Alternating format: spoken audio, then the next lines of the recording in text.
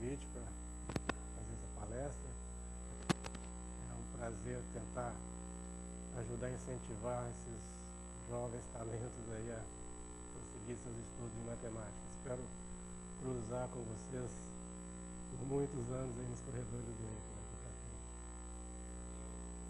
E em outros corredores, com certeza. Bem, eu escolhi para falar nessa palestra um resultado clássico de geometria diferencial, não é precisamente geometria conforme, mas de fato a escolha do tópico foi menos pelo resultado em si, mas pelo fato dele ilustrar um princípio importante em geometria, de que muitas vezes para resolver um problema de geometria, um primeiro passo fundamental é identificar o grupo de transformações que deixam invariantes as propriedades geométricas relevantes naquele problema. De fato, né, num contexto muito mais amplo, esse ponto de vista foi enfatizado por um matemático importante do século XIX, Felix Klein, no seu famoso programa Erlang. E em seguida, vou aproveitar para ilustrar como, uma vez identificado esse grupo de transformações, pode ser mais apropriado usar um modelo conveniente no qual essas transformações adquirem uma forma mais simples. Bom, como eu fui prevenido de que muitos de vocês possivelmente não teriam ainda tido acesso a um primeiro curso de geometria diferencial, vou tentar fazer um curso de geometria diferencial em 15 minutos, pelo menos enfatizando as noções básicas que a gente vai precisar em seguida. Bom, talvez em uma frase, geometria diferencial é o estudo de geometria com os métodos do cálculo diferencial. Então não é causar surpresa que uma das noções básicas da teoria se exprima como uma derivada. De fato, a gente vai considerar uma curva plana, a gente vai sempre pensar dada por uma aplicação definida no intervalo da reta, tomando valores no plano, diferenciável, e tal que o vetor derivado, o vetor que a gente chama de vetor velocidade de cada ponto, é sempre um vetor unitário. A gente diz que a curva está parametrizada pelo comprimento de arco. Então, uma maneira de você exprimir a forma de que essa curva tem é você dizer como é que esse vetor velocidade muda de direção, ou seja, como é que muda o ângulo que esse vetor faz com uma direção fixa, por exemplo, a direção do eixo X, se a gente fixa um sistema de coordenadas aqui no plano. E, de fato, a curvatura da curva é a taxa de variação desse ângulo, a derivada dessa função. De modo equivalente, se a gente, em valor absoluto, é fácil ver que isso é o mesmo que dizer que a curvatura é a norma do vetor que a gente chama de aceleração, a derivada segunda da aplicação gama que define a curva. Esse vetor a gente às vezes chama de vetor curvatura.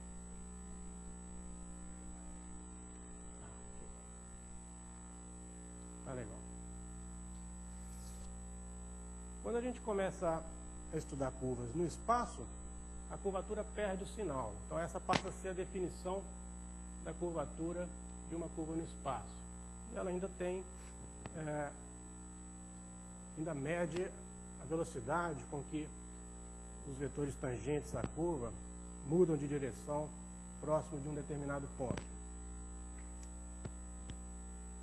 Quando a gente começa a estudar superfícies, por outro lado, a primeira ideia, e historicamente foi esse o ponto de vista que foi adotado, a gente quer estudar a forma de uma superfície, uma vizinhança de um ponto, a ideia inicial é a gente olhar para as curvas que a gente obtém, interceptando essa superfície com planos que contêm um vetor normal. A gente chama essas curvas de seções normais da superfície naquele ponto.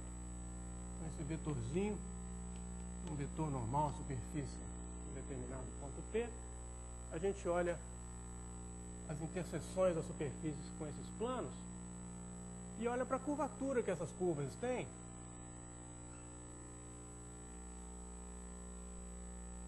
E a informação sobre essas curvaturas daria uma ideia de como é a forma da superfície numa vizinhança daquele ponto.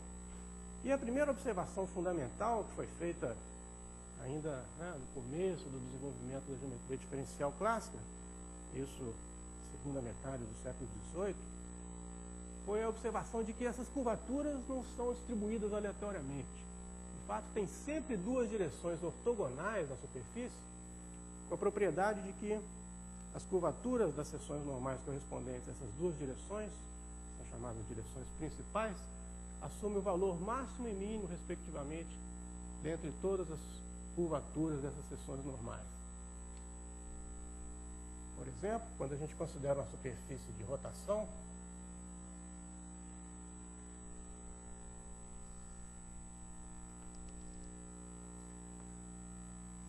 essas direções principais em cada ponto são justamente as direções do paralelo e do meridiano que passam por aquele ponto.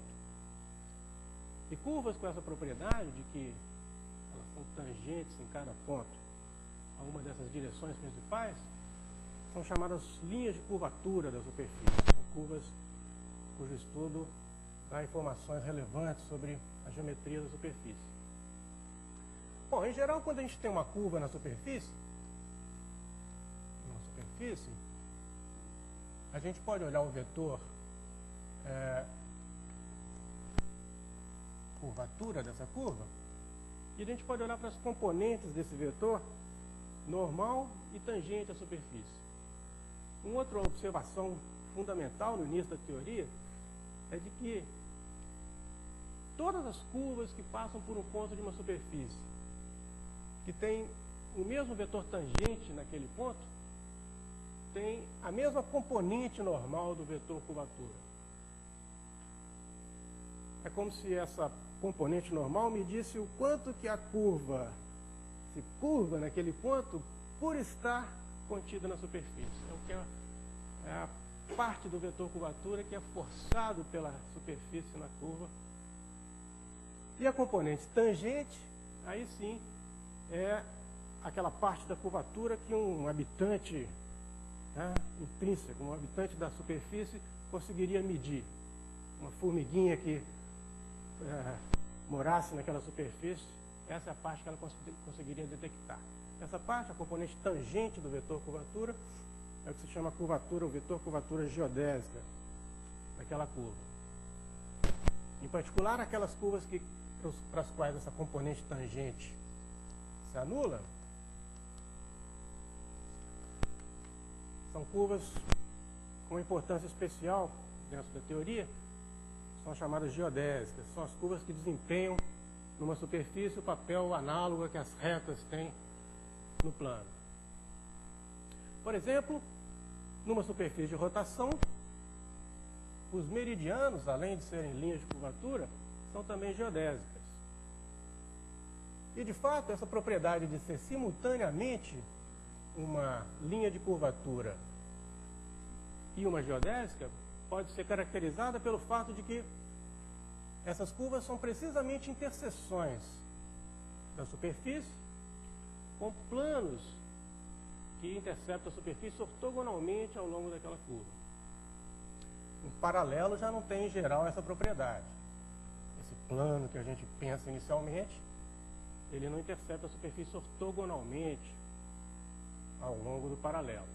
Mas eles têm uma propriedade semelhante. Se a gente considerar a reta tangente a eles, um paralelo a partir de um certo ponto, essas retas tangentes vão todas se interceptar num ponto aqui do eixo de rotação, e se a gente olha para a esfera, que tem esse ponto como centro,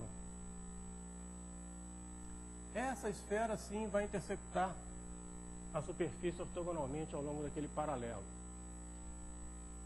E o que isso exprime, no modo geométrico, é o fato de que a curvatura geodésica, essa componente tangente do vetor curvatura, é constante ao longo da própria curva. Bom, todos esses fatos, precisaria de um pouquinho de tempo para verificar, eu vou simplesmente mencionar. Então, resumindo, curvas numa superfície que são simultaneamente linhas de curvatura e geodésicas podem ser caracterizadas pela propriedade de que elas são exatamente as interseções da superfície com planos que interceptam a superfície ortogonalmente ao longo dela. E curvas que são simultaneamente linhas de curvatura e têm curvatura geodésica constante são as interseções da superfície com esferas que interceptam a superfície ortogonalmente ao longo delas.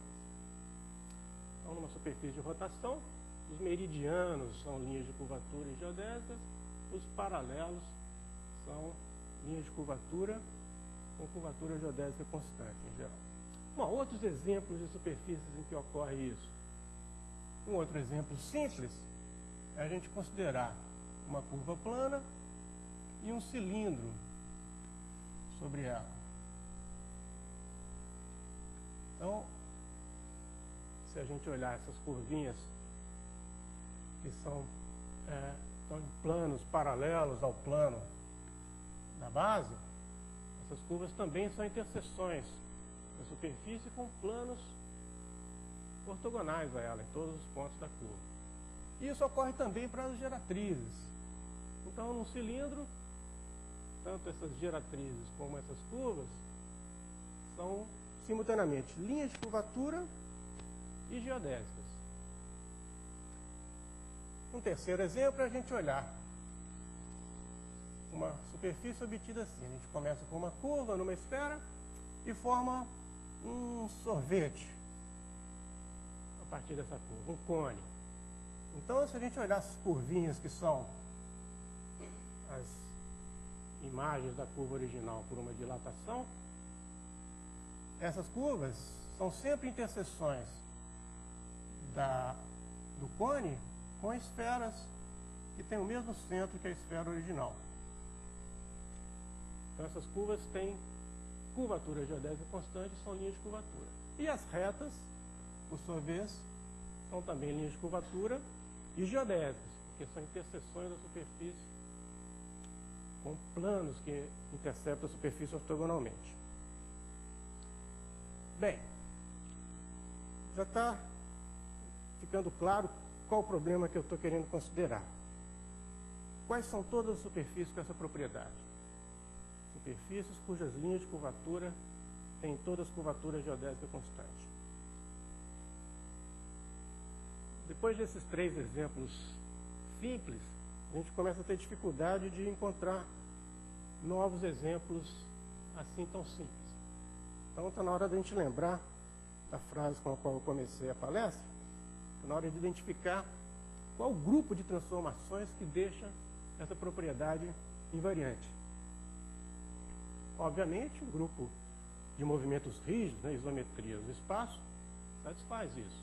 Claro, se eu considero uma isometria, né, obviamente essa propriedade vai ser preservada.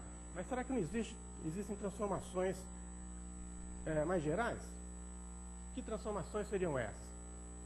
Elas teriam que ter a propriedade de preservar ângulos, ou pelo menos, em princípio, ortogonalidade, que acaba sendo equivalente, e levar esferas e planos em esferas e planos. Se a gente obtiver uma transformação com essas duas propriedades, então a imagem por uma transformação dessa, de uma superfície cujas linhas de curvatura têm todas as curvaturas geodésicas constantes, vai continuar tendo essa propriedade. Porque a propriedade de ter linhas de curvatura com curvatura geodésica constante ficou expressa simplesmente em termos de interseções ortogonais da superfície com esferas ou planos. Bem, as transformações que estão em jogo são as chamadas inversões em relação a uma esfera. Que transformações são essas? A gente considera uma esfera,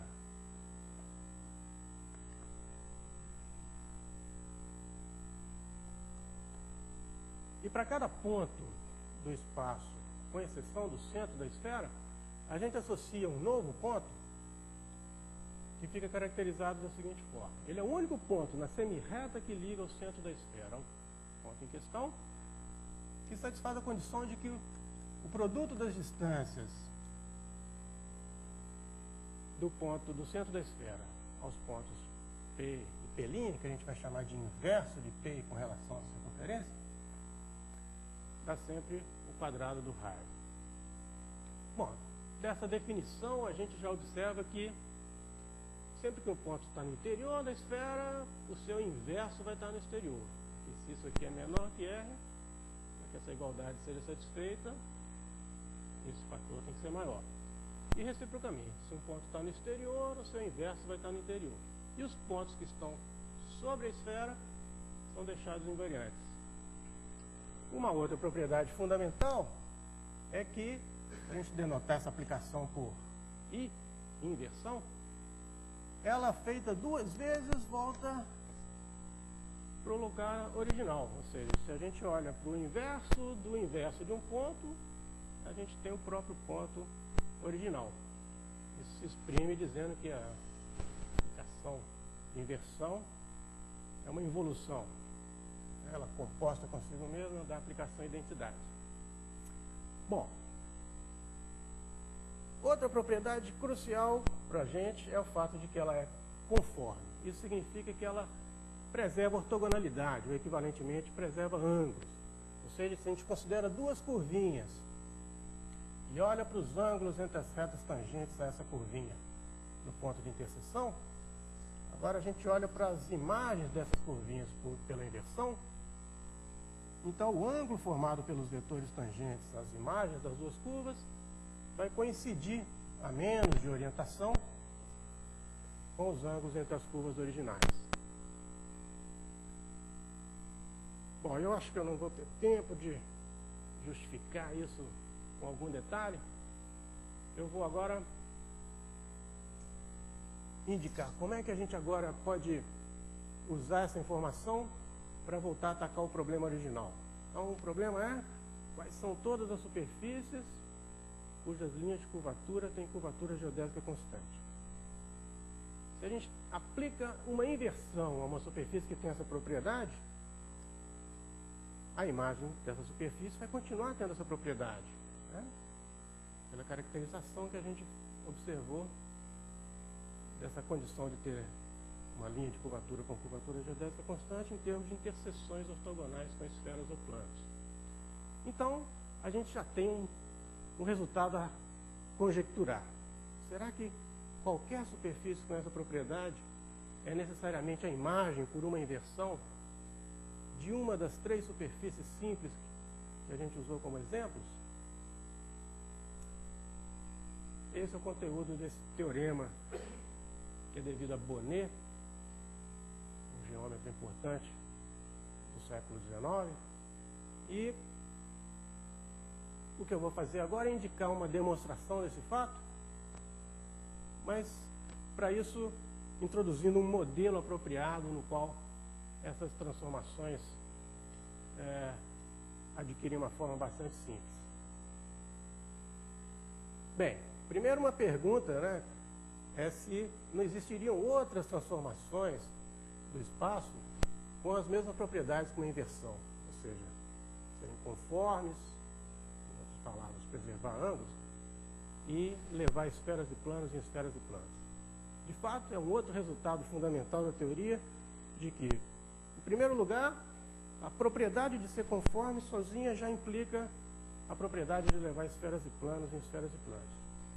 De fato, essa é uma etapa crucial na demonstração desse importante teorema que é devido a Liouville, de que essas são essencialmente as únicas transformações com essa propriedade. Então, o teorema de Liouville, mais precisamente, diz que toda transformação conforme do espaço euclidiano, entre abertos, é um teorema local, é necessariamente a composição de uma semelhança, que é simplesmente você compor um movimento rígido com uma dilatação, com uma inversão, dada dessa forma.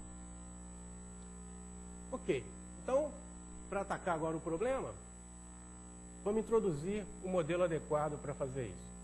Esse modelo é chamado o modelo do cone de luz para o espaço euclidiano. Então, inicialmente, parece que a gente vai estar fazendo uma loucura.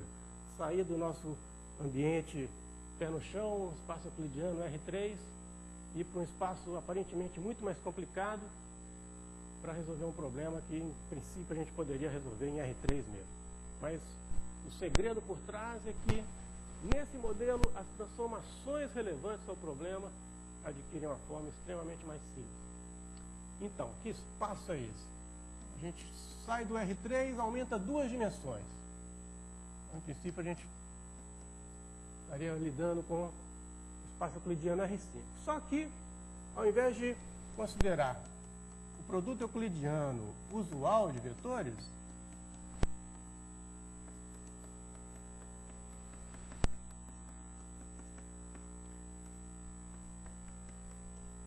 todo mundo está acostumado desde os primeiros cursos de geometria analítica, a gente complica a coisa aparentemente colocando um sinalzinho menos aqui na frente da primeira parcela. Com isso a gente dá origem a um chamado produto interno lorentziano. E essa palavra vem de que, de fato, com esse produto interno, o espaço que a gente obtém, é denotado por L5, né, o espaço de Lorentz, dimensão 5, é o espaço modelo para a teoria da relatividade especial. Ah, desculpa. Obrigado. Bom, então o primeiro passo é a gente se acostumar um pouquinho com esse produto escalar, né? Ele começa a satisfazer propriedades estranhas às que a gente está acostumado com o produto escalar usual. Em particular, se a gente denota os vetores da base canônica da maneira usual, comecei com 0. Então a gente percebe em particular que se a gente faz o produto de E0 por ele próprio, puxa, dá -1. A gente começa a ter fenômenos estranhos, vetores cujo produto interno por ele próprio dá negativo, né? Contrariando os axiomas que a gente aprende quando a gente introduz pela primeira vez a noção de produto interno. Além disso, se a gente faz produto escalar de um vetor como E0 mais E1 por ele próprio, dá 0. Um vetor pode ser ortogonal a ele próprio. Mas, depois de vencidos esses primeiros sustos, a gente começa logo a se familiarizar com o uso desse produto interno. Em particular, a gente pode observar que o conjunto dos vetores que tem essa propriedade de que são ortogonais a eles próprios, né, o produto interno deles por eles próprios dá 0, isso dá um cone aqui no L5, e no meu desenho, né, estaria feito em dimensão 3, que é o que a gente chama de cone de luz. E os vetores desse cone é que a gente chama de vetores tipo luz. Os vetores que estão no exterior desse cone são aqueles que têm a propriedade de que quando a gente faz o produto interno por eles próprios, dá positivo. São os vetores que a gente chama tipo espaço. E os que estão no interior do cone são os chamados vetores tipo tempo. São aqueles como o vetor é 0.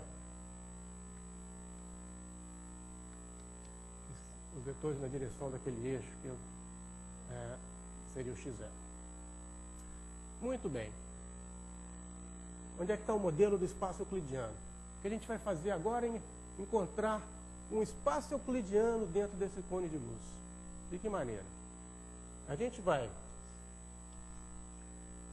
fixar um vetor do cone de luz, vou chamar de W, daqui para frente esse W vai estar fixado, e vou olhar para o conjunto dos vetores do cone de luz, para os quais esse produto interno dá 1. Então, se eu fixar um ponto com essa propriedade, P0 aqui, isso é um hiperplano afim. Seria um hiperplano como esse que eu estou desenhando. Agora eu vou interceptar esse hiperplano com o cone de luz. Vou olhar para o conjunto dos vetores do cone de luz que satisfaz essa equação. Então, essa interseção vai ser uma superfície aqui dentro do cone de luz que, no meu desenho, é uma parábola em dimensão 5, que é aquela que eu vou trabalhar, seria um paraboloide de dimensão 3. Então, isso aqui é a interseção do cone de luz com esse hiperplano afim dado por essa equação. E a coisa fundamental é que esse paraboloide é um espaço euclidiano usual. Ou seja, a gente pode construir uma isometria explícita entre o espaço euclidiano e esse paraboloide, que eu vou denotar por E3, que é então a interseção do cone de luz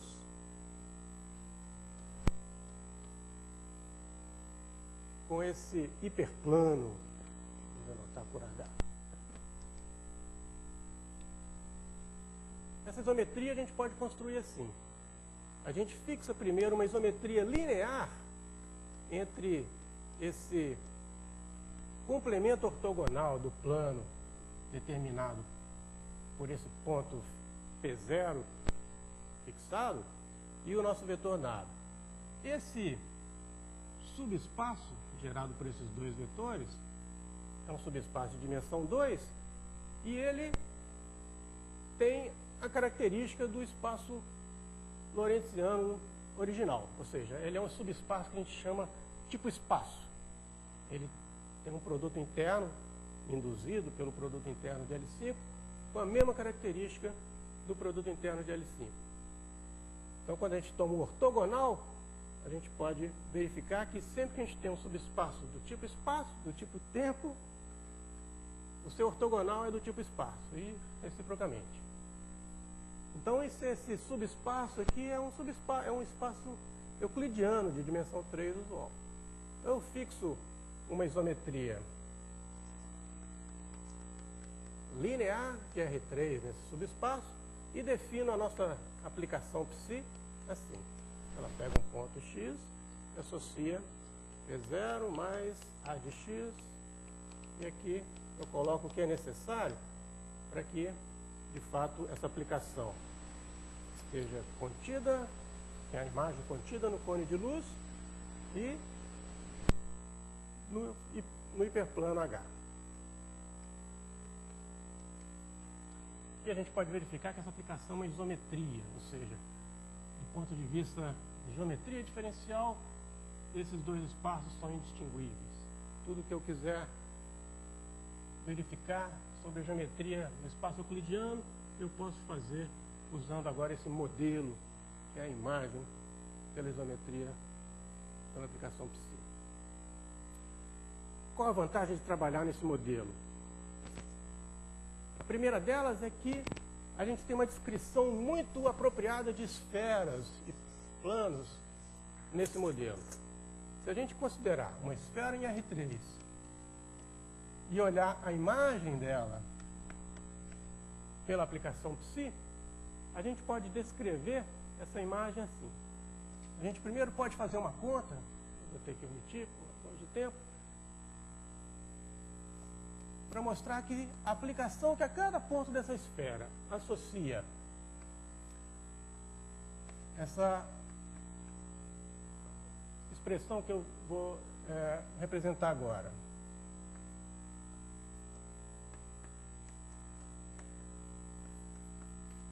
O que é isso? Tem a esfera,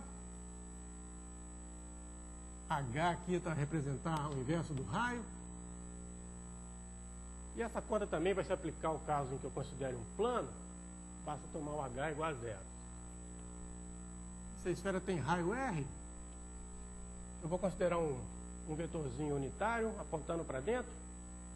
Então, se eu calculo a derivada dessa aplicação, eu vejo que ela se anula identicamente. Isso significa que essa aplicação é constante. Vou chamar de ρ. Então, a gente pode verificar que essa aplicação tem um valor constante. E esse vetor, além disso, tem a propriedade de que ele é um vetor tipo espaço e unitário.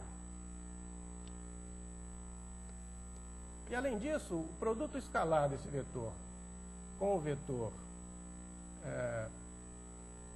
W é exatamente o inverso do raio, no caso de uma esfera, e 0 no caso de um plano. O que a gente ganha com essa conta? Bom, uma outra observação é que esse vetor que a gente constrói assim tem sempre a propriedade de que isso aqui é sempre 0 para qualquer ponto da esfera. A gente faz o produto interno dessa expressão. O psi de P é sempre 0. Isso significa que a imagem da esfera pela aplicação psi fica descrita como a interseção do nosso paraboloide, o nosso modelo do espaço euclidiano dentro do cone de luz, com o hiperplano ortogonal a esse vetor V. Que está contido nessa equação. Ou seja, a gente consegue uma correspondência entre esferas em R3 e vetores tipo espaço unitários no espaço de Lorentz. E essa correspondência distingue esferas de planos pelo fato desse vetor ser ou não ortogonal ao vetor nada. Esse produto interno é o produto interno lorentziano que a gente introduziu ali. Mas e daí? Qual a vantagem disso? Aparentemente ainda estou complicando o estudo de esferas que a gente pode fazer também diretamente no R3. Mas se a gente olha agora para os vetores que correspondem a duas esferas distintas, a observação crucial é que as duas esferas são ortogonais em R3, se interceptam ortogonalmente em R3, se e somente se esses dois vetores que estão associados a elas são ortogonais. Observe que a ortogonalidade de esferas em R3 não é algo muito simples de tratar. Agora a gente está conseguindo exprimir essa ortogonalidade de um jeito no qual a gente pode reduzir tudo a álgebra linear. Ortogonalidade de vetores segundo aquele produto interno. Vamos ilustrar um pouquinho mais. Como é que a gente olha para o centro de uma esfera lá no paraboloide? Eu tenho uma esfera, eu sei que ela está associada a um certo vetor tipo espaço V. Né? Então isso significa que se eu olho a imagem da esfera pela isometria, ela é a interseção do paraboloide com o hiperplano ortogonal a V. Eu quero saber como é que eu olho, quem é o centro dessa esfera em R3, qual é a imagem pela aplicação psi do centro dessa esfera em R3. Posso raciocinar assim. Bem, todo plano em R3 que passa pelo centro de uma esfera é ortogonal a ela. Ora, isso significa que um plano em R3 fica determinado por um vetor V, ortogonal a W. O produto interno é um H, isso é 0 se eu estou considerando um plano. Passar por um ponto, a noção de incidência fica caracterizada por ortogonalidade. Um ponto do nosso modelo pertence a uma esfera se o vetor do paraboloide que está associado a ele é ortogonal ao vetor tipo espaço que determina a esfera. Então, se eu quero achar o centro da esfera, esse ponto vai ser tal que esse produto interno é 0. Essa equação está só exprimindo o fato de que esse ponto pertence à esfera determinada por esse vetor vetil. Então, sempre que um plano passa pelo centro, ele é ortogonal à esfera. Essa equaçãozinha está nos dizendo que o complemento ortogonal do plano gerado por W y de x0 está contido no complemento ortogonal do vetor V. Isso é equivalente a dizer que V está no plano gerado por W y de x0. E se eu lembro que o V é um vetor tipo espaço e unitário, isso implica que ele necessariamente é dado assim.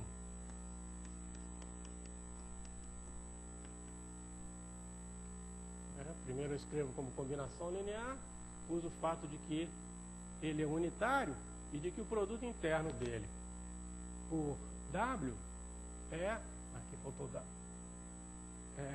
1 sobre R. Eu faço o produto interno de V por W, isso vai dar 1 aqui, e ali dá 0.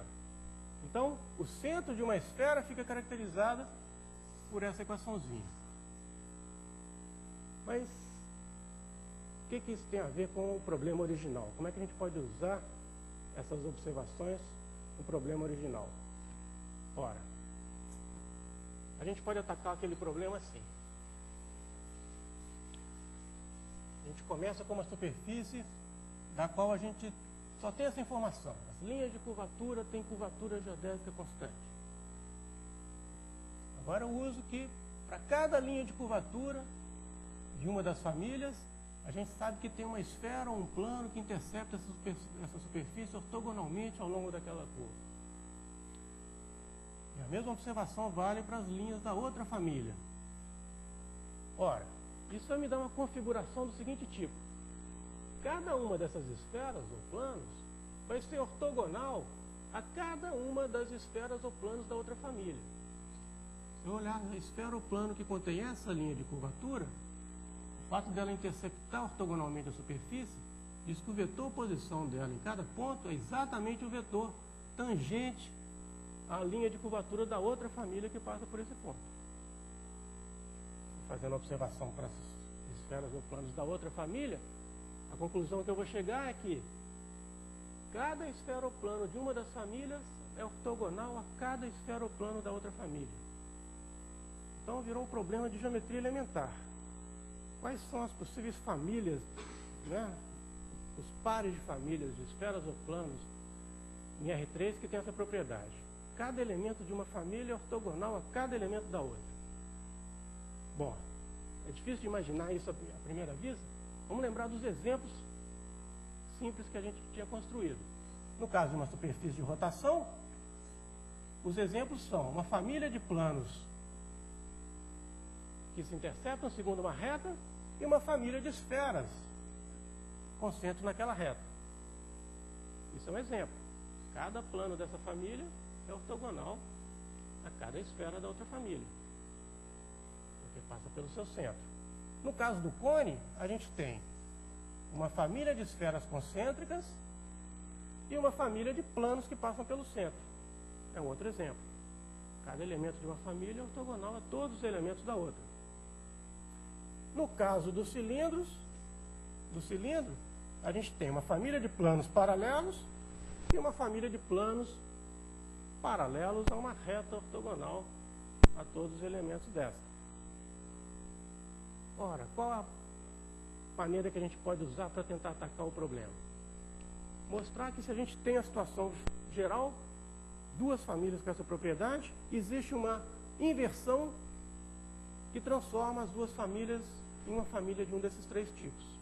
Uma vez feito isso, é fácil mostrar que a superfície que tem a propriedade de que uma das famílias de retas ou planos associadas é uma família de planos paralelos, tem que ser um cilindro sobre uma curva plana. Quando uma das famílias é uma família de curvas de esferas concêntricas, a superfície tem que ser um cone sobre uma curva de uma esfera com esse ponto como centro. Assim como no outro caso, a gente teria o caso de superfície de rotação.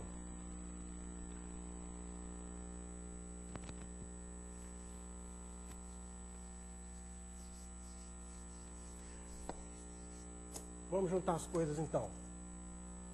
Suponha que eu tenho uma família de esferas ou planos em R3.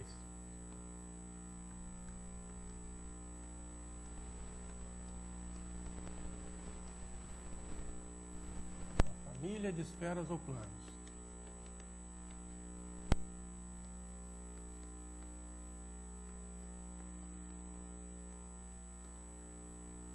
Então, como a gente viu, a cada elemento família, a gente pode associar um vetor tipo espaço unitário lá no espaço de Lorentz de dimensão 5. Então, agora a gente pode considerar o subespaço que é gerado por todos esses vetores.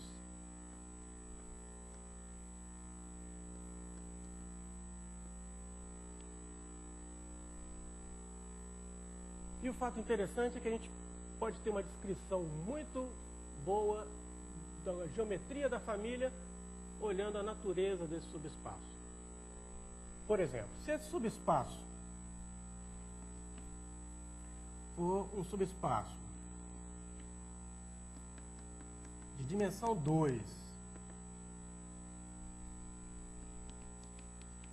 de tipo tempo, significa que o produto interno do L5, quando induzido nesse subespaço, tem a mesma característica do produto interno original, né? Temos duas direções ortogonais, uma tipo tempo, outra tipo espaço. Então, essa informação é suficiente para garantir que...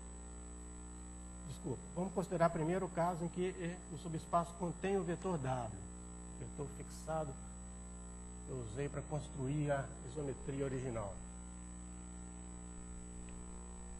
Se eu tenho uma família de esferas, tal que o subespaço gerado pelos vetores associados a ela é um subespaço de dimensão 2, de tipo tempo, que contém o vetor W, essa família é uma família de esferas concêntricas.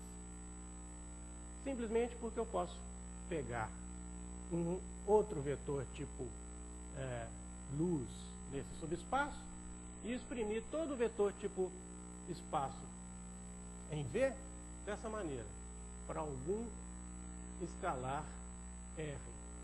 Portanto, todas as esferas da família vão ser esferas com centro no ponto que corresponde a esse vetor tipo luz que a gente tem no subespaço V.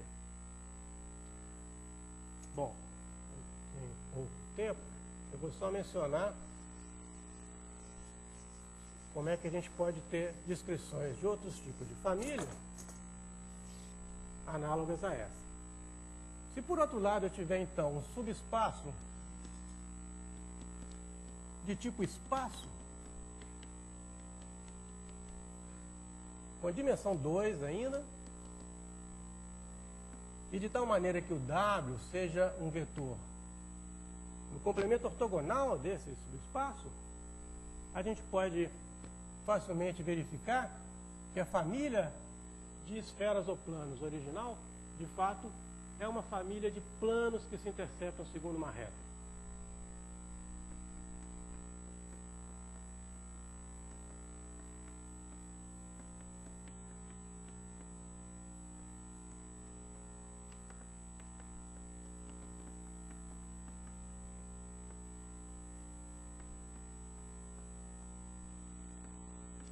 Essa reta, ela pode ser descrita exatamente como a interseção do nosso paraboloide, o nosso R3, com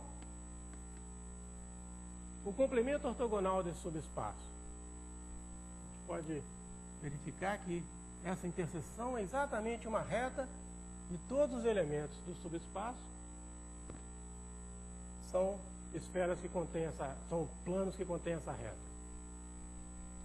E, finalmente, o caso que a gente tem um subespaço que a gente chama de degenerado, né, uma situação que pode ocorrer, é que a interseção desse subespaço com ele próprio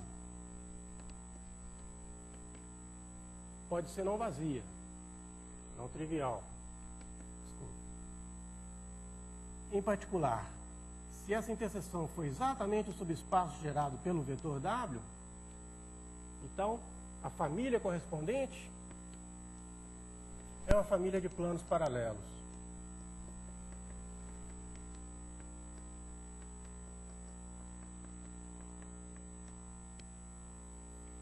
Bom, em todas as situações eu fiz uma hipótese sobre o vetor W. Aqui eu supus que o subespaço contivesse o vetor W. Aqui eu supus que o W fosse um elemento do complemento ortogonal. E aqui eu supus que a interseção fosse exatamente o subespaço gerado por W. Em geral, isso não ocorre. Aqui que entra o fato de que, nesse modelo, as inversões assumem uma forma extremamente simples, que permitem reduzir o caso geral a esse caso particular. De fato, como a gente tem uma isometria do espaço euclidiano R3 nesse paraboloide, que é o nosso modelo do espaço euclidiano dentro do cone de luz, cada transformação conforme que a gente tiver no espaço euclidiano usual, a gente pode associar a ela uma transformação conforme no nosso modelo. E o fato crucial é que essas transformações são linearizadas quando a gente olha as suas correspondentes lá em cima. Então, por exemplo, se a transformação T é uma inversão,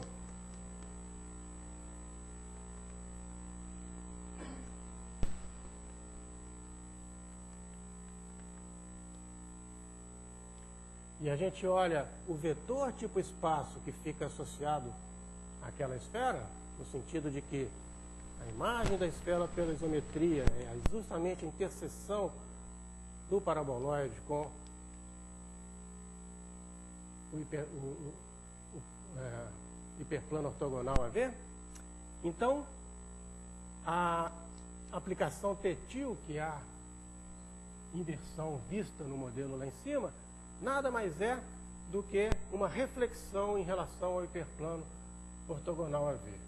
Ou seja, ela pode ser descrita explicitamente por essa equação. Então, uma transformação linear.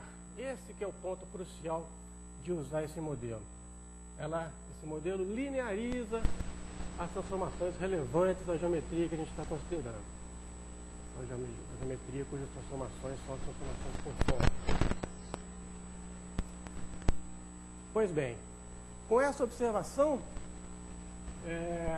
a gente pode reduzir o caso geral de uma família de esferas ao caso que a gente observou aqui anteriormente.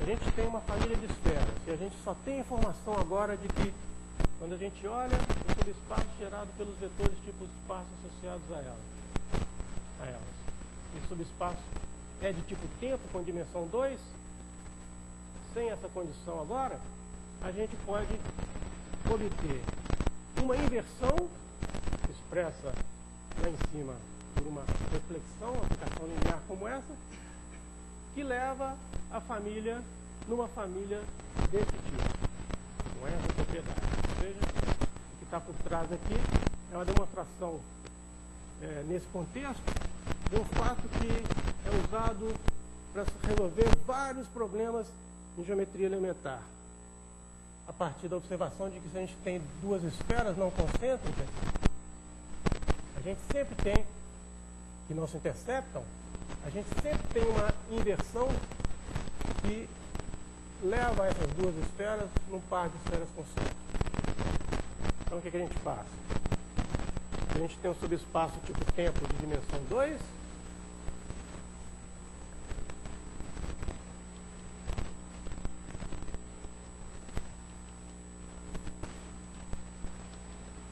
a gente escolhe um vetor tipo luz ali dentro, já escolhido de tal modo que ele pertence ao nosso paraboloide. É só normalizar, de modo que esse produto interno passe C1.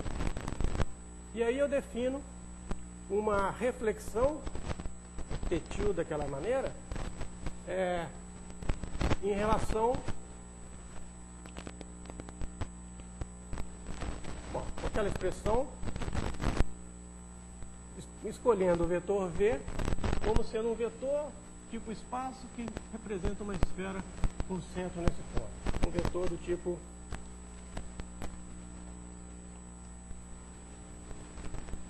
essa seria a expressão explícita. Que propriedade que essa transformação vai ter?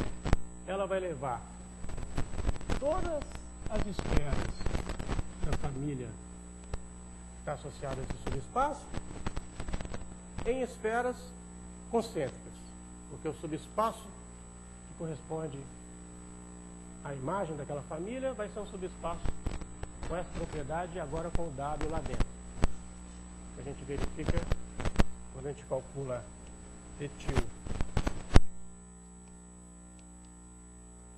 A imagem desse vetor pela T-til, isso dá, a menos dessa constante, o próprio W.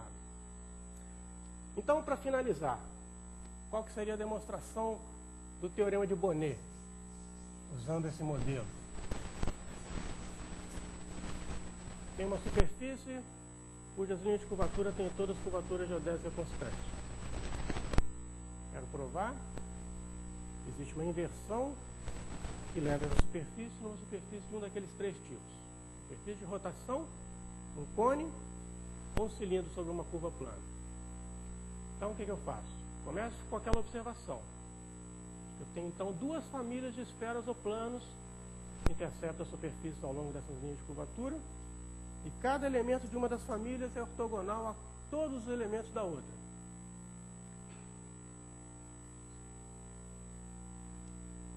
Chamo F1 e F2 dessas duas famílias. Olho para os subespaços que estão associados a cada uma delas, os vetores tipo espaço associados a cada esfera de cada família, e olho esses subespaços gerados por esses vetores.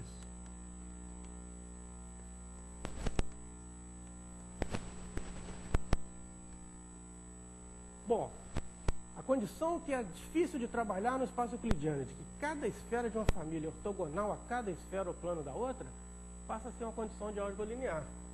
Eu sei que para cada elemento, cada vetor tipo espaço que representa uma esfera da primeira família, ser ortogonal a todos os elementos da outra família, se exprime com essa álgebra linear. Esse é um vetor que está no complemento ortogonal do outro subespaço. Isso para todo vetor da família. Então, de fato, a condição se exprime simplesmente assim. Cada um dos subespaços está no complemento ortogonal do outro. Então, eu tenho agora dois subespaços ortogonais em L5. O fato das famílias terem pelo menos dois elementos cada uma, implica que esse subespaço tem dimensão pelo menos 2. Por outro lado, continua válido aqui, esqueci de observar, que a dimensão de um subespaço somado com a dimensão do seu ortogonal continua sendo a dimensão do espaço total. Então, a soma das dimensões de V1 e V2 é 5. Cada um deles tem dimensão pelo menos 2. Então, um deles necessariamente tem dimensão 2. E a gente tem três possibilidades, então. Ou esse subespaço é tipo tempo, ou tipo espaço, ou é degenerado. Em cada um dos três casos, pode acontecer de o W não satisfazer a condição correspondente a cada caso. Mas se não satisfizer, eu uso uma inversão para transformar aquela família numa família de um desses três tipos. Então, eu recaio no caso em que uma das famílias ou é uma família de esferas concêntricas, ou é uma família de planos que se interceptam segundo uma reta, ou é uma família de planos paralelos. Cada um dos três casos corresponde a uma das possibilidades para a superfície de partida. Ou é um cone, uma superfície de rotação, ou um cilindro sobre uma curva plana. Bom, claro que seja necessário um pouco mais de tempo para fazer as coisas com um pouco mais de detalhes, mas eu espero ter conseguido dar uma ideia de essas duas noções fundamentais, de que a necessidade de ter bem claro qual o grupo de transformações que deixam as propriedades do problema em questão invariantes e como pode ser apropriado escolher um modelo conveniente no qual as transformações têm uma forma simples, de preferência aplicações lineares.